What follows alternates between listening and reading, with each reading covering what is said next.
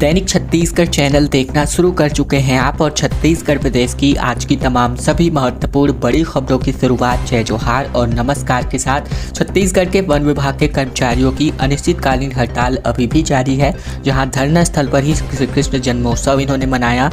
दरअसल वन विभाग के कर्मचारियों के द्वारा अनिश्चितकालीन हड़ताल का 16वां दिन रहा बीते दिन, जहाँ छत्तीसगढ़ दैनिक वेतनभोगी वन कर्मचारी संघ के बैनर तले हजारों की संख्या में प्रदर्शनकारी श्री कृष्ण जन्माष्टमी के दिन भी धरना प्रदर्शन पे जारी रखे। इस दौरान कर्मचारी धरना स्थल पर ही श्री कृष्ण जन्माष्टमी का उत्सव मना रहे थे। कर्मचारियों ने सरकार से अपनी मांगों को पूर्ति को लेकर भगवान कृष्ण से भजन कीर्तन करते हुए मनोकामना की। इसी के साथ ही प्रदर्शनकारियों ने धरना स्थल में ही मटकी फोड़ का आयोजन किया, जिसमें महिला पुरुष सभी ने मटकी फोड़ी। वहीं भजन मंडली के कृष्ण भजन छोहार गीत में हजारों कर्मचारी झूमते नजर आए। धरने की अगुवाई कर रहे प्रांताध्यक्ष राम कुमार सिन्हा ने बताया कि कर्मचारी नियमितीकरण, स्थायीकरण और आकस्मिक निधि सेवा लागू करने की मांग कर रहे हैं। इसके अतिरिक्त उन्हें 9 सूत्री मांगों के पत्र में सीधी भर्ती पर रोक लगाने, रिक्त स्थानों पर दैनिक वेतनभोगी का समायोजन करने, 8 से 9 माह का वेतन भुगतान और श्रमिक सम्मान राशि के 4000 रुपए का तत्काल भुगतान करने की मांग शामिल है। इसके अलावा सम्मान काम के लिए समान वेतन भुगतान की भी मांग की गई है। छत्तीसगढ़ में मुख्यमंत्री ने जन्माष्टमी का आयोजन कराया, जहां छत्तीसगढ़ के अलग अलग मंदिरों में भगवान कृष्ण का जन्मोत्सव मनाया गया। जहां बीते दिन रात 12 बजे रायपुर के सिटी कोतवाली थाने के कारागार में बाल गोपाल का जन्म हुआ। 11:50 में थाने में पूरा अंधेरा कर दिया गया और इस दौरान कोतवाली के सिपाही बेसुध हो गए। इसके बाद वासुदेव उन्हें टोकरी में लेकर सदर बाजार के गोपाल मंदिर पहुंचे। इसके अलावा प्रदेश भर में श्री कृष्ण जन्मोत्सव की तस्वीरें आई, जहां दिव्यांग बच्चों के साथ सीएम साय ने भगवान कृष्ण की पूजा अर्चना की। तो वहीं महादेव घाट स्थित हटकेश्वर मंदिर में श्री कृष्ण के स्वरूप का श्रृंगार किया गया। रायपुर के छेरी खेड़ी में हरे कृष्ण मूवमेंट का जन्माष्टमी प्री सेलिब्रेशन किया गया। इसके अलावा पिंडरा में दही हांडी प्रतियोगिता का आयोजन हुआ। तो वहीं रायपुर के नए बने 12 साल के दौरान बने इस्कॉन मंदिर में लोग झूमते नजर आए और रायगढ़ के गौरी शंकर मंदिर में झांकियों में भगवान श्री कृष्ण की लीलाओं को दिखाया गया और इस मंदिर में 50 झांकियां लगाई गई। तो वहीं रायपुर के स्थित जैतू साव मंदिर में अंग्रेजों के समय से मालपुए बनते आ रहे हैं और इस बार भी 1100 किलो के लिए मालपुए तैयार किए गए हैं, जिसको भगवान श्री कृष्ण को अर्पित किया गया। रायपुर के टाटीबंद स्थित इस्कॉन मंदिर में भगवान कृष्ण का जन्मोत्सव शुरू हो गया, जहां सुबह से ही भक्तों का तांता यहां पर लगा हुआ रहा। जहां बिलासपुर में भी भय प्रकट गोपाला से पूरा देवालय गूंजा। तो वहीं कोतवाली में जय कन्हैया लाल की माध्यम से लगातार भक्तों के श्रद्धालु यहाँ पर कोतवाली पहुंचे और भगवान श्री कृष्ण का जन्मोत्सव मनाया गया। छत्तीसगढ़ के महानदी और तांदुला को लिंक करने की परियोजना को मंजूरी मिल चुकी है, जिसके बाद अब सिंचाई के साथ साथ उद्योगों को भी भरपूर पानी मिल पाएगा। महानदी में व्यर्थ बह जाने वाले पानी को अब तांदुला जलाशय में स्टोर करके पहुंचाया जाएगा, जहां महानदी तांदुला लिंक परियोजना को शासन ने मंजूरी दे दी है और अब इसके लिए टेंडर की प्रक्रिया शुरू होने वाली है। जल संसाधन विभाग इस परियोजना के लिए 1074 करोड़ रुपए खर्च करने वाली है और इससे सिस्टम तैयार कर महानदी का 1 लाख क्यूसेक तक पानी तांदुला में पहुंचाया जा सकेगा। इससे दुर्ग, बालोद और बेमेतरा जिले को लाभ पहुंचेगा। पेयजल, निस्तारी, सिंचाई और उद्योग सबके लिए भरपूर पानी भी मिल पाएगा। वहीं दुर्ग, बालोद, बेमेतरा तीनों जिला तांदुला व खरखरा जलाशय पर आश्रित हैं। तांदुला में 10,674 मिलियन घन फीट जबकि खरखरा में 5,000 की भराव क्षमता है और दोनों जलाशय दबाव से अधिक होने के कारण गर्मी में लगभग सूख जाते हैं। परियोजना से हर साल 1 लाख क्यूसेक पानी मिलेगा और इससे तीनों जिलों के 36 लाख आबादी को फायदा होगा। तांदुला के निर्माण के समय इसकी सिंचाई क्षमता 68,219 हेक्टेयर की थी। नहरों की लाइनिंग करके इसे 1,03,705 हेक्टेयर तक विस्तारित किया गया था।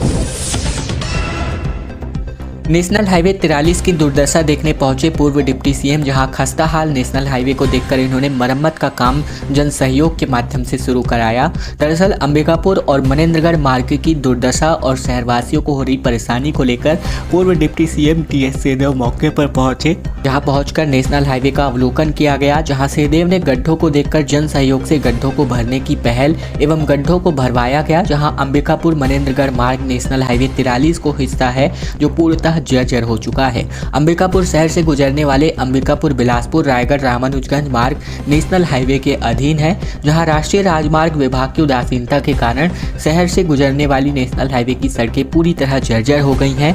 कुछ दिनों पूर्व सरगुजा सांसद और कलेक्टर ने दुपहिया वाहनों से भी इस मार्ग का अवलोकन किया था। उनके अवलोकन के बाद भी स्थिति अब तक नहीं सुधर पाई है। अंबिकापुर मनेंद्रगढ़ मार्ग में सड़कों की दुर्दशा के कारण रेलवे स्टेशन जाने वाले यात्रियों, स्कूल कॉलेज के छात्र छात्राओं, अभिभावकों को परेशान होना पड़ रहा है। पूर्व डिप्टी सीएम टी.एस. सिंहदेव ने मनेंद्रगढ़ मार्ग का निरीक्षण किया और सड़क सुधारने की पहल करते हुए उन्होंने तत्काल जन सहयोग के माध्यम से सड़क के गड्ढों को भरने का कार्य प्रारंभ कराया। बिलासपुर से मुंबई और बिलासपुर से हैदराबाद फ्लाइट की सेवा की शुरुआत जल्दी शुरू हो सकती है।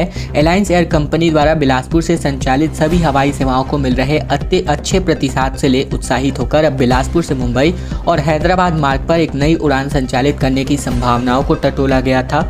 उस उक्त रूट में पर्याप्त संख्या में यात्री मिलने की पूरी संभावना है और इसके लिए एलायंस एयर कंपनी द्वारा किए गए आकलन में मुंबई से जलगांव चल रही उड़ान को बिलासपुर तक बढ़ाने और हैदराबाद जगदलपुर रायपुर उड़ान के रायपुर स्टॉपेज समाप्त हो जाने के कारण उसे बिलासपुर लाने के बारे में अच्छी रिपोर्ट आई है।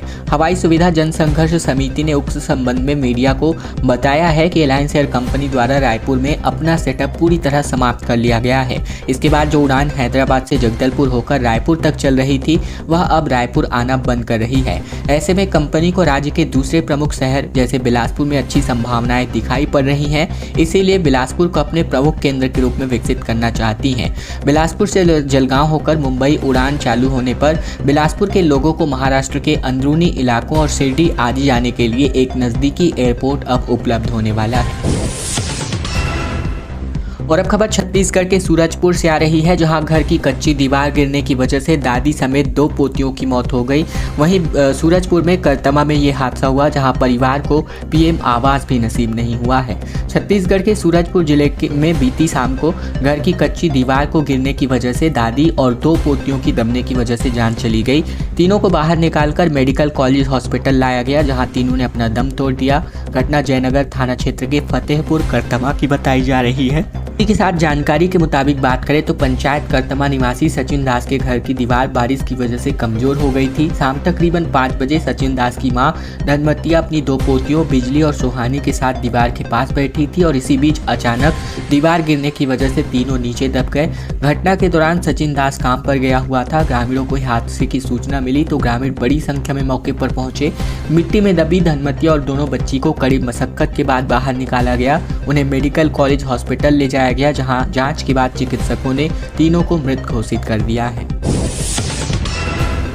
बलौदाबाजार हिंसा को लेकर विधायक देवेंद्र यादव की आज पेशी है, जहां बलौदाबाजार कोर्ट में पेश किए जा सकते हैं। छत्तीसगढ़ के बलौदाबाजार हिंसा केस में कांग्रेस विधायक देवेंद्र यादव की न्यायिक रिमांड 27 अगस्त को खत्म हो गई है और अब ऐसे में जो है देवेंद्र यादव को बलौदाबाजार में आज के दिन कोर्ट में पेश किया जा सकता है। इसके पहले उनकी पेशी सुरक्षा कारणों की वजह से वीडियो कॉन्फ्रेंसिंग के माध्यम से हुई थी, जहाँ देवेंद्र के वकील अपनी दलील में चालान पेश करने को लेकर जोर देंगे, क्योंकि इसके बाद ही वे जमानत याचिका दायर करेंगे। देवेंद्र यादव को 17 अगस्त को भिलाई से गिरफ्तार किया गया था। वहीं इस बार भिलाई विधायक देवेंद्र यादव ने वकील वीडियो कॉन्फ्रेंसिंग के जरिए पेशी के लिए आवेदन नहीं लगाएंगे। ऐसे में संभावना है कि देवेंद्र को बलौदाबाजार में जज के सामने पेश किया जा सकता है। हालांकि इसको लेकर अभी तक निर्णय नहीं हो पाया है। वहीं पुलिस प्रशासन को 90 दिन के भीतर ही चालान पेश करना है। देवेंद्र के वकील का कहना है कि पुलिस की ओर से अब तक उन्हें FIR की कॉपी नहीं मिली है और इसीलिए जरूरी है कि पुलिस जल्द से जल्द कोर्ट में चालान पेश करे।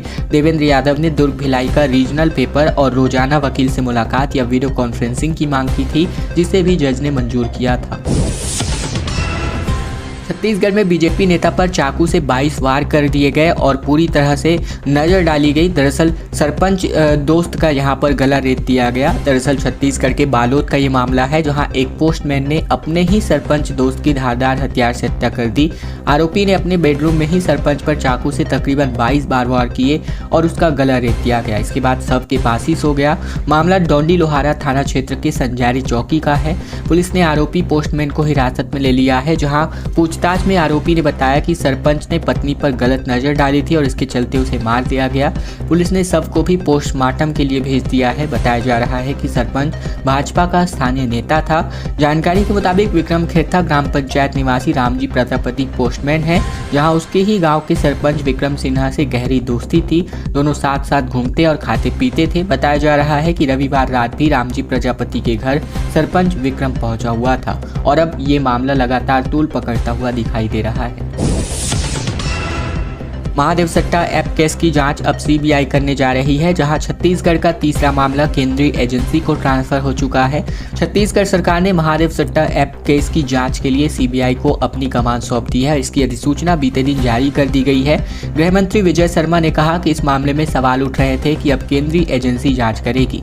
उन्होंने कहा कि 70 केस महादेव ऐप से संबंध में दर्ज किए गए हैं। ये केस स्थानीय थानों में है, वहीं एक ईओडब्ल्यू में भी है और अब ये मामला कई राज्यों में फैल चुका है और इसके कुछ मुखिया विदेश में भी रहते हैं। ऐसा सुनने में आया है कि गृह मंत्री शर्मा ने कहा कि इस विषय पर किसी भी प्रकार की कोई नरमी नहीं बरती जाएगी, कठोरता के साथ कार्यवाही की जाएगी। जो लोग विदेश में हैं उन्हें पकड़कर भारत लाने की भी कार्यवाही की जाएगी। सीबीआई के पास जाने वाले छत्तीसगढ़ का ये लगातार तीसरा केस है। दरअसल 16 महीने से महादेव सट्टा ऐप केस की जाँच ईडी कर रही है। ईडी ने बताया कि इस केस में कांग्रेस सरकार में मंत्री रह चुके नेता, प्रदेश के कुछ पुलिस ऑफिसर और बड़े प्रॉपर्टी डीलर शामिल है।